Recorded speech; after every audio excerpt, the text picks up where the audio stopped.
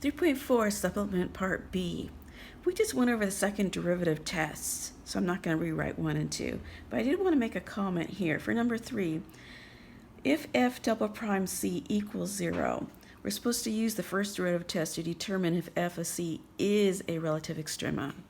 Now, what we've also learned about inflection point, because this looks familiar, doesn't it? Inflection point.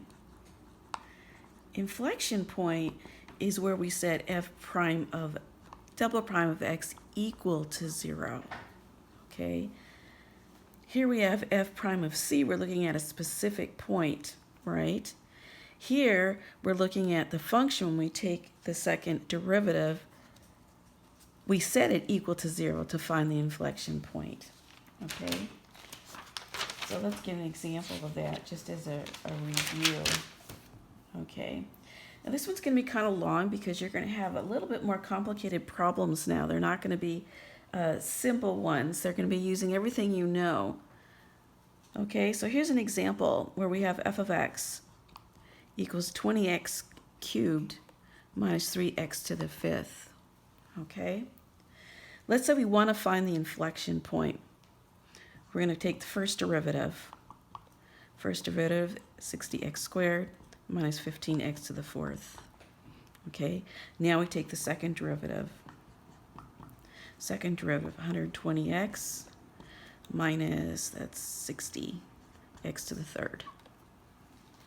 Okay, now to find the inflection point, we set this equal to 0. Okay, setting this equal to 0 and pulling out what they have in common. They each have a 60, they each have an x, and we have 2 minus x squared. Okay, now we're setting that equal to 0.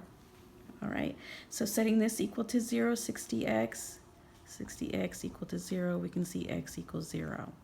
All right, now we set, I'm going to put this over up here where we have room. 2 minus x squared equals 0. I'm just going to put this on the other side. 2 equals x squared. Now remember, when we square root, we're going to put a plus and minus. Square root of 2 is x. Okay, now we know that's approximately, I'm going to put over here, approximately 1.41.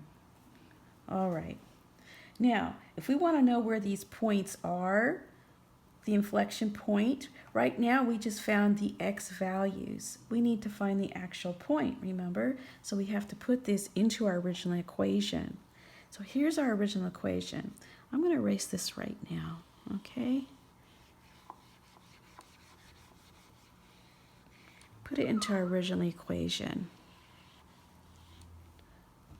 All right, now your book, when your book makes a comment about this, it doesn't change it to 1.41, it leaves the square root of 2. But you can do what you want. So we're looking at f square roots of 2 and f negative square roots of 2.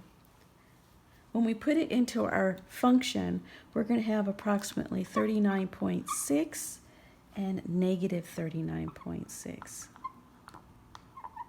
Okay, so our inflection points are going to be at square root of 2, 39.6, and you can change that to 1.41 if you want. It doesn't matter to me, because I know your next question is, how do you want to do it on a test? It doesn't matter to me. This is the same number.